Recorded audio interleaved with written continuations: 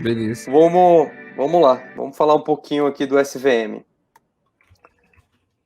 O SVM, os dois primeiros slides para contextualizar um pouco, ele foi proposto em 79, então não é nada novo, é um pouco antigo essa técnica. E foi um acontecimento bastante importante na área de reconhecimento de padrões e tem sido, por mais que foi proposto em 70 aqui pelo Vladimir Vapnik, ele tem sido bastante usado nos dias de hoje. Inclusive, várias empresas e mesmo no Itaú a gente utiliza para algumas aplicações. E para quem está ligado um pouco em pesquisa, isso não é característica exclusiva do SVM, né? Mesmo as redes neurais, né, as primeiras ali, o Multilayer Perceptron, ou outros técnicas e algoritmos clássicos, foram propostos nessa época, né? Década de 70, 80, né? E mesmo Isso é bom, né, você ressaltar, né? Porque muita gente acha que isso tudo é muito novo, né? Que a mídia joga, não, surgiu um algoritmo, né? Que resolve. Parece algo que é super recente, né? Eu comparo com aquele filme, né? Do curioso caso do Benjamin Button, né? A ciência de dados, ela nasceu velha e veio ficando nova, né? Exatamente. Boa analogia, boa analogia. E mesmo a rede neural convolucional, né, o paper original dela, se não me engano, foi de 89. É que depois ele foi sendo evoluído e principalmente foi se acrescentando camadas e teve mais crescimento do poder computacional, né, com o cloud, e isso se popularizou, mas a ideia, assim, a pesquisa, né, o desenvolvimento não é novo, mas tem se popularizado mais, principalmente por dados, né? A gente tem mais acesso a dados, tem mais acesso a poder computacional, né? Aplicações, e por isso que isso tem se popularizado bastante. O SVM, então, ele é um algoritmo de aprendizado de máquina supervisionado, onde precisa ter dados rotulados, né, para treinar esse modelo, principalmente aqui usado para problemas de classificação, mas também existem variações do algoritmo, e uma delas, bastante usada também, é o SVR, que é o Support Vector Regressor, né, usado para regressão, para problemas de regressão. Então, a ideia é muito parecida, mas com algumas adaptações para problemas de regressão. Hoje a gente vai focar só para classificação. Mas tem aqui o link do Scikit-Learn, que tem alguns exemplos também, bastante legal, dá uma olhada na documentação.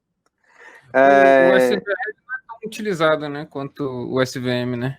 O SVM ele é mais popular, mas Legal. o SVR tem bons resultados também para regressão. Legal. E aqui só para finalizar os dois primeiros slides de contextualização, então o SVM ele não é só para classificação binária, né? Então, se eu tiver duas ou mais classes rotuladas, a gente pode aplicar ele, e ele age como um classificador discriminativo.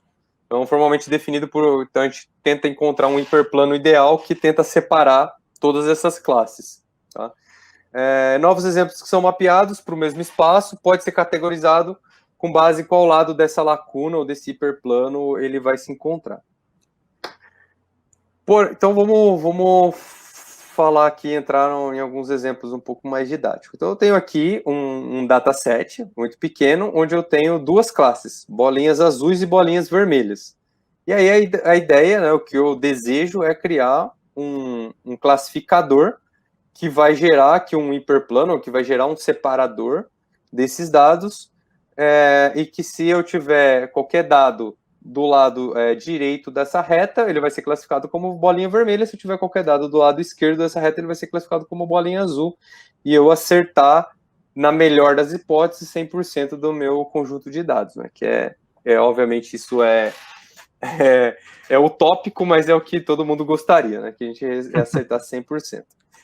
Mas aqui o ponto é o seguinte, nesse conjunto simples, eu posso ter mais de uma reta que separe esses dados e que eu acerte 100% dos dados, certo? Eu posso ter várias retas aqui que dividem esse dataset.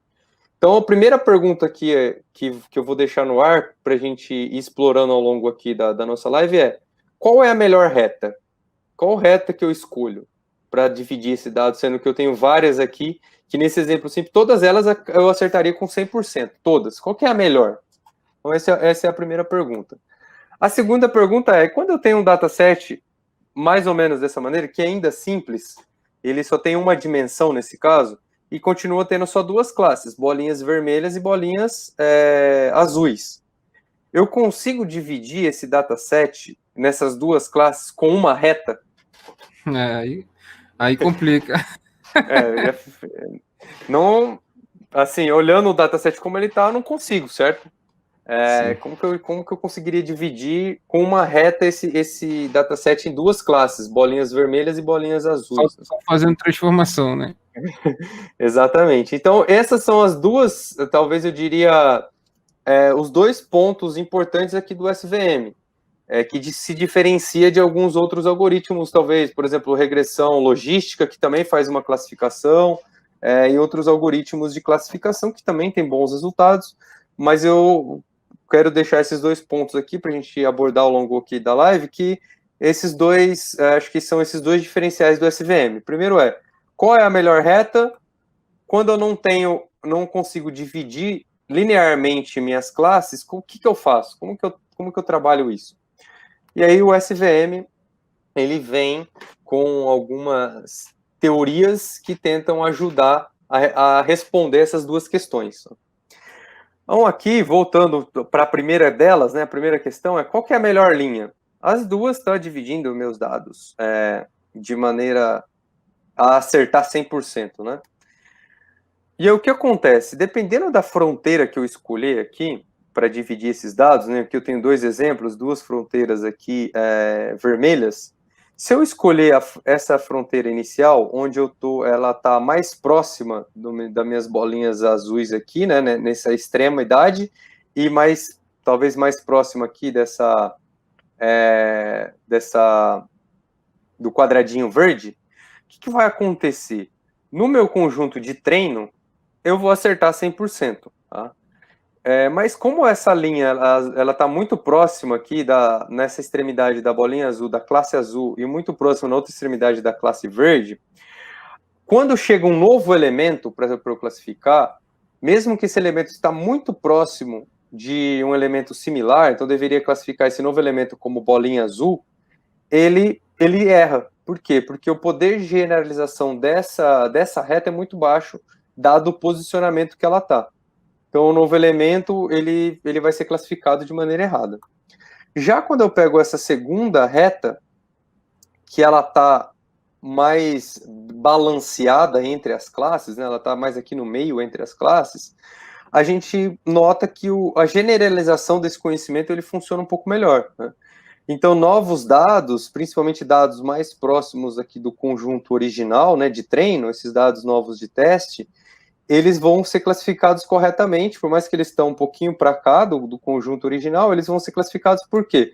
Porque essa reta, ela está ali balanceando, está no meio, mais ou menos no meio entre os dois datasets. E é isso que é o conceito, de maneira simplista aqui, mas esse é o conceito do SVM. É maximizar a margem que vai dividir os dados, né? Então, maximizar a distância entre os dados de treinamento. Quanto mais distante eu conseguir ter essa margem, melhor. E para fazer isso, então, voltando aqui, né, antes de eu entrar, então, nessa pergunta que eu tinha deixado, qual que é melhor, né? Obviamente, nesse caso, é essa reta aqui do meu lado esquerdo, que ela está mais no meio aqui das minhas duas classes do que essa do lado direito. Tá? Então, essa é a melhor. Mas e como que eu acho essa reta melhor? Tá? E aí que entra até o nome do algoritmo aqui, do vetores de suporte, né? O suporte vector. A ideia é eu desenhar esses vetores de suporte, que são esses pontos de dados mais próximo do meu hiperplano, que é onde eu vou dividir meus dados, né? Que é se eu remover esses dados, ele vai alterar a posição do meu hiperplano divisor. Então, esse ponto tracejado aqui é o meu hiperplano divisor. E aqui, essas duas linhas mais cinzas, claro, que batem aqui nos meus exemplos de borda, vamos dizer assim, da cruzinha verde e da bolinha vermelha, esses são meus vetores de suporte. Tá? Eu já vi, até tá no notebook isso, depois que a gente vai rodar, uma analogia aqui é como se eu tenho um prefeito, né, uma cidade, eu tenho um lado casas e do outro lado indústria. Eu quero criar uma avenida aqui no meio para separar a casa das indústrias, né, para tirar o bairro comercial do bairro residencial. Então eu crio a rua, as calçadas seriam aqui como se fosse meus vetores de suporte, né? Então tentando distanciar ao máximo para dar esse espaço. E esse ponto tracejado é como se fosse a linha da rua no meio, né? Que vai dividir as duas mãos de indas e vindas da rua. Então eu tentar fazer essa divisão. E a ideia é sempre que essa divisão seja o mais largo possível. Tá? Obviamente, nem sempre a gente vai conseguir muito largo, mas é tentar fazer com que essa divisão seja o mais larga possível entre os conjuntos para me dar esse conforto aqui ou essa segurança de classificação. E como que eu separo essas linhas? Da onde que vem, né? Como que é um pouquinho aqui da matemática que tem por trás? O SVM, como ele é, principalmente aqui nós estamos olhando aqui, quando eu olho aqui uma reta que divide um plano, ele segue muito uma linha da fórmula matemática de uma regressão linear. Né? Para quem conhece a fórmula básica da regressão linear, eu tenho um bias, né, que normalmente na literatura a gente vê como beta 0, e aí ele soma como um beta 1 vezes x1, que é um outro bias ou um peso, vezes a variável 1, depois beta 2 vezes x2, até beta n xn para chegar num valor. E aí tem um peso de cada variável.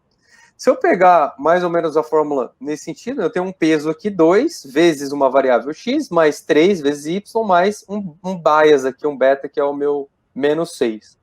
Então, qualquer uma dessas fórmulas matemáticas, seja 0.2, 0.3 e menos 0.6, 2, 3 e 6, né, que eu multipliquei por 10, multiplicar por 2 aqui, 4, 6 e menos 12, ou 20, e assim por diante, qualquer uma dessas fórmulas, ela vai gerar uma reta aqui, uma linha de separação do meu hiperplano, tá? Independente delas, que aqui é igual a 0. E aí, pessoal, vai deixando perguntas, fiquem à vontade, mas eu acho que ao longo aqui da apresentação, depois quando a gente rodar o notebook, vai ficar mais claro, mas vão deixando perguntas, que a ideia é essa aí mesmo, vão perguntando. E aí, como que eu vou separar? Né? Como que eu gero as linhas aqui, os vetores de suporte, matematicamente falando? Se eu tiver essa linha original, que é a fórmula igual a 0, eu vou ter o meu vetor de cima igual a 1 e o de baixo igual a menos 1, os mesmos dados, e aí eu vou ter os meus vetores de suporte, que são as minhas duas margens de erro, com o traço aqui, que é a minha superfície, meu hiperplano de decisão no meio. Se eu pegar e colocar essa mesma fórmula agora dobrada, né? Eu fazer aqui 2 vezes 2, né? Que aqui é o 4x, 6y, etc. Que aí a linha aqui meu hiperplano de decisão, ele está exatamente no mesmo lugar que esse. Mas o que vai acontecer com as minhas superfícies aqui, com os meus vetores de suporte, quando eu pego essa mesma forma e coloco igual a 1 igual a menos 1? A distância diminui, certo? Então, aqui, quanto for maior os meus pesos, menor essa distância, certo? E aí, quanto maior meus pesos, menor essa distância. Quanto maior esses pesos aqui, no caso 0.2, 0.3, mais eu abro essa distância, né? Aqui fica bem claro que 0.2, 0.3, eu vou abrindo essa distância e vou diminuindo. Então, esses hiperparâmetros aqui é algo que a gente vai aprender em tempo de treinamento do SVM. Enquanto eu vou treinando, o modelo vai aprendendo esses hiperparâmetros para encontrar esses suportes, esses vetores de suporte, que vão dar suporte aqui, né? Para gerar a minha superfície de decisão, que vai ser exatamente aqui no meio desses dois vetores, né?